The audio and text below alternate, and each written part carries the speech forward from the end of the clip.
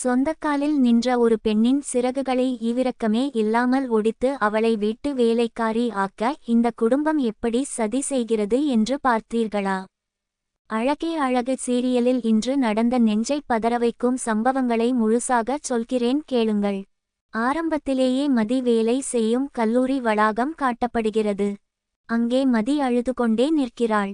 அவளை சுற்றி சக ஆசிரியர்களும் மாணவர்களும் சோகமாக நிற்கிறார்கள். இத்தனை நாட்களாக அவள் அந்த கல்லூரியில் எவ்வளவு அன்பாக நடந்து கொண்டாள் என்பது அவர்கள் முகத்தில் தெரியும் சோகத்திலேயே புரிகிறது. யாரும் அழ வேண்டாம் என்று மதி அனைவரையும் தேற்றுகிறாள். அப்போது அங்கே காவல்துறை உடையில் மதியின் கணவர் வருகிறார். அவரை பார்த்ததும் மதியின் கண்கள் கலங்குகின்றன. என்னாச்சு என்று அவர் பதற்றத்துடன் கேட்கிறார். வேலை நிரந்தரமாக்கப்படும் என்று ரொம்பவே எதிர்பார்த்தேன், ஆனால் திடீரென்று வேலையை விட்டு தூக்கிவிட்டார்கள் என்று சொல்லி மதி கண்ணீர் விடுகிறாள். ஒரு பெண்ணுக்கு அவளது உழைப்பும் வேலையும் எவ்வளவு முக்கியம் என்பது அதை இழக்கும் போது தான் தெரியும். மதியின் முகத்தில் அந்த வலி அப்பட்டமாக தெரிந்தது. எனக்கு என்ன செய்வதென்றே தெரியவில்லை என்று அவள் கணவரிடம் கதறுகிறாள். அவர் அவளை சமாதானப்படுத்தி தன்னுடைய இருசக்கர வாகனத்தில் ஏற்றி வீட்டுக்கு அழைத்து செல்கிறார். வழியெங்கும் மதியின் முகத்தில் ஒருவித மரண பயமும் சோகமும் ஒட்டிக்கொண்டு இருக்கிறது. இனி இந்த குடும்பத்தில் எப்படி குப்பை கொட்டப் போகிறோம் என்ற பயம் அவளுக்குள் வந்துவிட்டது. வண்டியில் போகும் போது கூட அவளால் அந்த அதிர்ச்சியில் இருந்து மீண்டு வர முடியவில்லை. அவளது ஒவ்வொரு கண்ணீர் துளியும் அவள் இழந்த சுதந்திரத்தின் வலியை நமக்கு உணர்த்துகிறது. அடுத்த காட்சியில் வீட்டில் ஒரு பெரிய சதி நடக்கிறது. வீட்டின் வரவேற்பறையில் உள்ள ஊஞ்சலில் ஒரு நபர் உட்கார்ந்து நாளிதழ் படித்துக் கொண்டிருக்கிறார். அப்போது ரேவதி கையில் காபியோடு வருகிறாள். அவளது முகத்தில் அப்படி ஒரு வக்கிரமான சிரிப்பு. ஊஞ்சலில் இருப்பவரிடம் போய் முகமெல்லாம் பூரிக்க ஒரு செய்தியை சொல்கிறாள். மதிக்கு வேலை போய்விட்டது என்று அவள் சொல்லும் போது அவளது கண்களில் இருக்கும் அந்த வஞ்சகத்தை நீங்கள் பார்த்திருக்க வேண்டும். அதை கேட்ட அந்த மனிதர் எந்த அதிர்ச்சியும் அடையாமல் எனக்கு முன்பே தெரியும் என்று சிரிக்கிறார். அது எப்படி உங்களுக்கு தெரியும் என்று ரேவதி கேட்கும் போது மதியின் அக்கா தான் எனக்கு போன் செய்து சொன்னாள் என்று அவர் சொல்கிறார். இவர்கள் இருவரின் அடுத்த உரையாடல் தான் இந்த குடும்பத்தின் ஆணாதிக்க புத்தியை அப்படியே தோலுரித்து காட்டுகிறது. ரேவதி சொல்கிறாள், இனிமேல் மதி இந்த வீட்டை விட்டு வெளியே போக முடியாது அல்லவா, வீட்டுக்குள்ளேயே தான் அடைந்து கிடக்க வேண்டும் என்று சொல்லி சந்தோஷப்படுகிறாள். அது மட்டுமா, இனிமேல் துணி துவைப்பது, பாத்திரம் தேய்ப்பது, சமைப்பது, வீட்டை பெருக்குவது என்று எல்லா வேலைகளையும் அவளே செய்ய வேண்டும் என்று क्रूரமாக சிரிக்கிறாள். இத்தனை நாளாக வீட்டின் தைரியமான மருமகளான அழகு மலரை எப்படி இவர்கள் வேலைக்காரி போல நடத்தினார்களோ அதே போல இனி மதியையும் நடத்த வேண்டும் என்று இருவரும் திட்டம் போடுகிறார்கள். ஒரு பெண் வேலைக்கு போய் சம்பாதிப்பதை இந்த குடும்பம் எவ்வளவு பெரிய குற்றமாக பார்க்கிறது என்பது இவர்களது பேச்சில் அப்பட்டமாக தெரிகிறது. இந்த 20,000 ரூபாய் சம்பள வேலையை இவள் செய்ததற்கு இவள் 1,00,000 ரூபாய்க்கு புடவை வாங்கி குவிக்கிறாள் என்று ரேவதி பொறாமையில் வார்த்தைகளை கொட்டுகிறாள். அப்போது அந்த மனிதர் தன்னுடைய உண்மையான சுயரூபத்தை மறைத்துக்கொண்டு மதியின் கணவருக்கு போன் செய்கிறார். எங்கே இருக்கிறாய் என்று அவர் கேட்க மதியை கல்லூரியில் இருந்து கூட்டி வர வந்தேன் என்று கணவர் சொல்கிறார். ஏன், என்னாச்சு என்று இவர் ஒன்றும் தெரியாதவர் போல நடிக்க வேலை போய்விட்டது என்று அவர் சோகமாக சொல்கிறார். அப்படியா என்று மிக பெரிய நாடகத்தை அங்கே அரங்கேற்றுகிறார் அந்த மனிதர். போனை வைத்ததும் மதியின் கணவருக்கு ஏதோ சந்தேகம் வருகிறது. ஆனாலும் நிலைமையை புரிந்து கொண்டு இருவரும் சோகமாக வீட்டை நோக்கி பயணிக்கிறார்கள். மதி வீட்டுக்குள் நுழையும் காட்சி நெஞ்சை பிசையும் படி இருந்தது.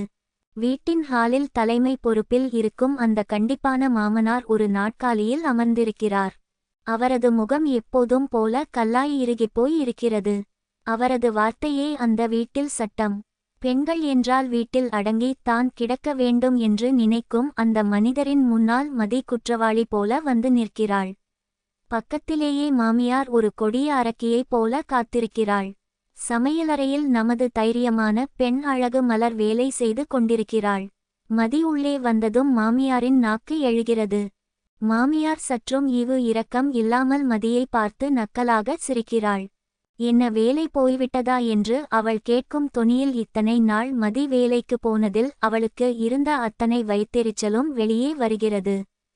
ஒரு வார்த்தை கூட ஆறுதல் சொல்லாத அந்த மாமியார் மதியை பார்த்து, என்ன பெரிய லட்சக்கணக்கில் சம்பாதித்து விட்டாயா, நீ வாங்கிய அந்த அற்ப சம்பளத்திற்கு உனக்கு எவ்வளவு திமிரு இருந்தது என்று மதியின் மனதை சுக்குநூறாக கிழித்து எறிகிறாள். மதி எதுவும் பேசாமல் அமைதியாக எல்லாவற்றையும் புரிந்து கொள்ள முயற்சி செய்கிறாள். ஆனால் அவளால் கண்ணீரை கட்டுப்படுத்த முடியவில்லை. அந்த மாமியார் விடவில்லை. உன்னுடைய சுண்டைக்காய் கால் பணம், சுமைக்கூலி முக்கால் பணம், இதற்கு நீ வீட்டில் இருந்தே எங்களுக்கு ஊழியம் செய்யலாம் என்று மிக கேவலமாக பேசுகிறாள். அந்த காலத்து மாமியார் போல இனி நானும் உன்னை ஆட்டி படைப்பேன் என்று அவள் கண்கள் சொல்கின்றன.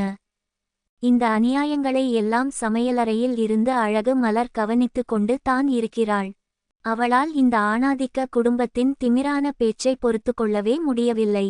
யாருக்கும் எந்த அநியாயமும் நடப்பதை சகிக்காத மலரின் முகம் கோபத்தில் சிவக்கிறது.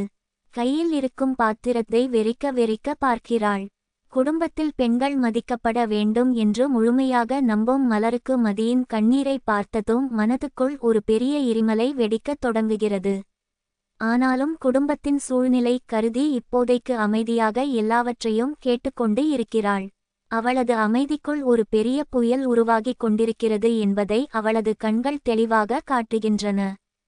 இதற்கு நடுவில் மதியின் கணவர் அவளுக்கு ஆதரவாக பேச முற்படுகிறார். அவள் நன்றாக படித்திருக்கிறாள், வேறு ஒரு தனியார் கல்லூரியில் கண்டிப்பாக அவளுக்கு வேலை கிடைக்கும் என்று அவர் மதிக்காக குரல் கொடுக்கிறார். ஆனால் அந்த வீட்டின் சர்வாதிகாரியான மாமனார் உடனே வாயை திறக்கிறார். தனியார் கல்லூரியில் எல்லாம் வேலைக்கு போக வேண்டாம், அரசு வேலை என்றால் மட்டுமே போக வேண்டும், அப்படி இல்லை என்றால் வீட்டை விட்டு படியே இறங்கக் கூடாது என்று கராராக ஒரு பெரிய கல்லை தூக்கி மதியின் தலையில் போடுகிறார். ஒரு பெண்ணின் சுதந்திரத்தை இந்த மாமனாரும் மாமியாரும் எப்படி திட்டமிட்டு பறிக்கிறார்கள் என்பதை பார்க்கும் போது நமக்கு இரத்தம் கொதிக்கிறது. மதிக்கு இப்போது தான் புரிகிறது, தான் இழந்தது வெறும் வேலையை மட்டும் இல்லை, தன்னுடைய சுயமரியாதையையும் சேர்த்து தான் என்று. இனி இந்த 4 சுவற்றுக்குள் ஒரு வேலைக்காரியாகவே தனது வாழ்க்கை முடிந்து விடுமோ என்ற பயம் அவளது ஒவ்வொரு கண்ணீர் துளியிலும் தெரிகிறது. அவளது புத்திசாலித்தனம் இப்போதைக்கு அமைதியாக இருப்பதே சரி என்று அவளுக்கு உணர்த்துகிறது.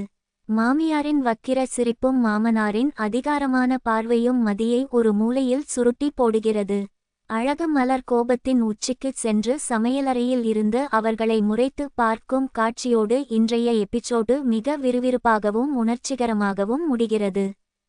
நாளைக்கு எபிசோடில் என்ன நடக்கும் என்று தெரிந்து கொள்ள மிகவும் ஆவலாக இருக்கிறதா?